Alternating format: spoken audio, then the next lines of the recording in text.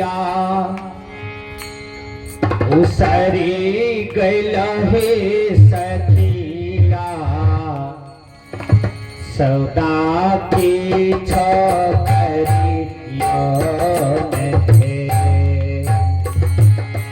सरल हकिया उसरी गैल हे सखिया उसरी गैल हे सखिया सौदा की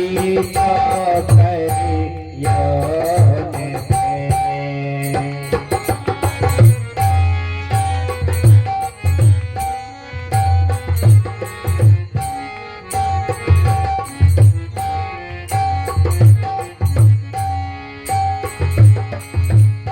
गुजरात में एक बाबा दुनिया से विदाई लेने लगा। उसको दो बेटा था, बुलाया, कहा बेटा इधर आओ। आया, कहा देखो बेटा, तुम दोनों बेटा के लिए हमने सब कुछ अर्जन किया, लेकिन तुम जानते हो ना कि हम साधु सेवा जीवन भर किए हैं। हम दुनिया से जा रहे हैं, लेकिन इस डीह पर, इस दरवाजे पर साधु का सेवा होना चाहिए, यही अंतिम आशीर्वाद है बेटा। इतना कहा, बाबा का प्राण टूट गया। देखिए वो दोनों बेटा क्या किया, साधु संत का सेवा कराना शुरू कर दिया। लेकिन बाप कह दिया था बेटा, जिस दिन तुम सच्चा महात्मा का चरण पखार लेगा, उस दिन हमारे दरवाजे का ये वृक्ष जो है 7 पीढ़ी से सूखा हुआ है, चरण पखार करके तुम इसी में चरणामृत देना। सच्चा साधु जो होगा उसी दिन यह वृक्ष हरा हो जाएगा। ये बात कह दिया था। हजारों साधु आए गए, लेकिन उसी रास्ते से कबीर साहब जा रहे थे। कबीर साहब को भी पकड़ करके लाए, चरण पखारे, रोटी सब्जी दूध दिया खाने के लिए, धोती पहनाया, जाने के काल में विदाई दिया। लेकिन चरणामृत जैसे जड़ में दिया, तुरंत सभी वृक्ष जितना सूखा हुआ था, 7 पीढ़ी से वृक्ष सूखा हुआ था, वो हरा भरा हो गया। चरणामृत में शक्ति होती है, इसलिए साधु का चरण पखारना चाहिए, चरणामृत लेना चाहिए। वो गंगा जल से भी बढ़ करके होता है। देखिए मां सबरी राम भगवान का चरण पखारते हैं, रामायण में देखिए। जब कृष्ण भगवान गए विदुर के यहाँ, तो मकई का रोटी साग खाए। साधु जिभ्या का स्वादु नहीं होता है। हम लोगों को लोग कहीं कहीं बड़े बड़े आदमी 5,000 10,000 टका देता है, धोती कपड़ा दिया। गरीब गरीब आदमी के यहाँ 1,500 पर आफत है, लेकिन दोनों को आशीर्वाद देते हैं, क्योंकि साधु सवादु नहीं होता है। साधु उद्धार के लिए आया है, कल्याण के लिए आया है, संत कहते हैं। तो कबीर साहब का चरणामृत दिए, गाछ सूखा हो गया, हरा हो गया। तो कहने का भाव है कि संत का चरणामृत को प्रसाद समझ करके उसको बोतल में भी रखना चाहिए, और समय पर कभी इमरजेंसी पड़ जाए तो 2 बूंद दे देना चाहिए, यह काम आता है। संत ने कहा,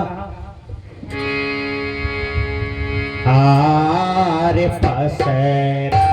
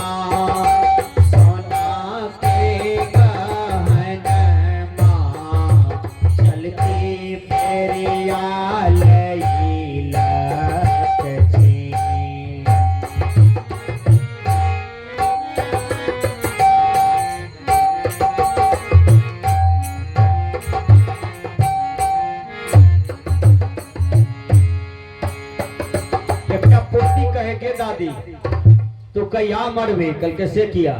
कल के गे जितना बड़का काना में जो बाली पिन्हे चाहिए बाली खरीदे तो 52,000 टका आब लागते तो या सस्तो रहो सोना तब नहीं मोटका मोटका काना में पिन्हे चाहिए दादी हम सोचे छे तू मर जेबी न तो कम से कम बालियो तो हमरा हाथ लागते ऐ संसार का नजर देखियो मारे मारे केते ध्यान रखे छे लेकिन मारे मारे ज्यादा महंगा ध्यान रखे छे हमरा बाली सूत्र नाकक सूत्र कानक सूत्र टांगक सूत्र है बुढ़िया मरल पड़ल छे वो तो कोई काने वाला नहीं छे हैं लेकिन जितना गहना जेवर छे सब खोल लेलकै तब जीव पछतावे छे कम से कम एकरो बेच के जो दान पुण्य करता सत्संग करता 5टा साधु दही चूड़ा खिला के जो एक गमछियो दान करता न देखियो हमार अनमोल बाबू के माँ जी अनमोल बाबू जी अखबार वाला छे ओकर माँ 3 महीना 6 महीना पहले अले हमार आंगन हम नहीं रहिए नेपाल में सत्संग में रहिए जना तोरा से भीड़ लगेने छ न त रणबीर बाबा के नाम सुन के ओने 1000 लोग दौड़े छे बाबा आबि रहल छे हैं तो वहीना भीड़ में हमरी है ये तय अनमोल बाबू के माँ ये ले आंगन कल के गे हमर जमाई कत छे कल के नेपाल में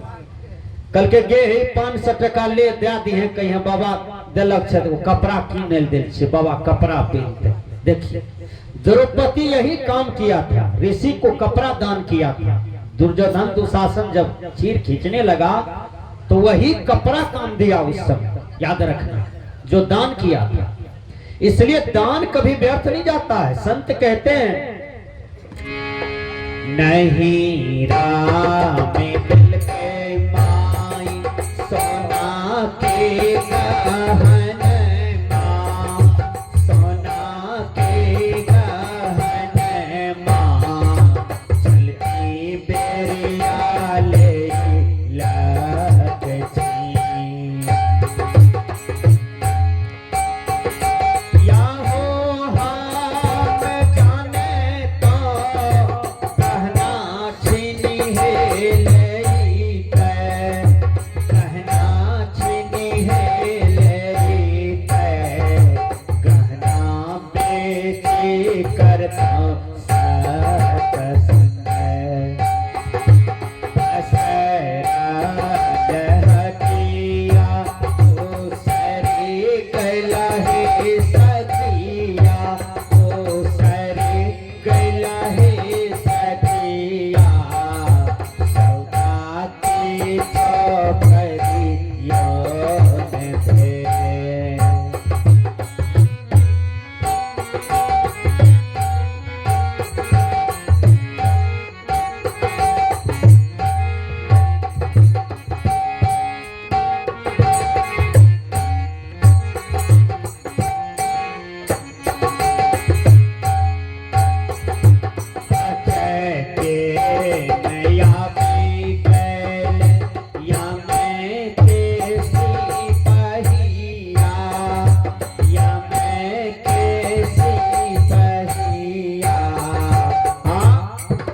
दानियों की भी कमी नहीं है हमारे तरबन्ना वाली माता जी आगे में बैठी है सबसे बड़ा वाला जो यहाँ सत्संग होता है मेरा जिसमें 2 लाख खर्चा होती है सबसे पहले दान यही तरबन्ना वाली माता जी का आता है कहा बाबा 1 बोरा चावल और रुपया हम आपको सबसे पहले दान कर दिया उस समय कोई नहीं किया लेकिन सबसे पहले मन को बढ़ाने वाली उत्साह देने वाली तरबन्ना वाली मां इन्होंने प्रथम दान दिया धन्यवाद दीजिएगा हमारे विनय बाबू मास्टर साहब इन्होंने कहा साहब 2 सिलेंडर हम आपको दे रहे हैं अरे महात्मा का भोजन पकेगा इतना बड़ा भंडारा होगा 2 सिलेंडर मैंने आपको दान कर दिया तो दानियों की कमी नहीं है परमात्मा उनको दिया है वो देंगे उसमें भगवान पास है भगवान दे रहा है भगवान ले रहा है संत कहते हैं दानियों की कमी नहीं है लेकिन ऐसे ऐसे कंजूसी धरती पर है कि मर जाते हैं लेकिन 1 रुपया दान करके दुनिया से नहीं मरते हैं तब आश्चर्य लगता है संत ने कहा आर्य के मैं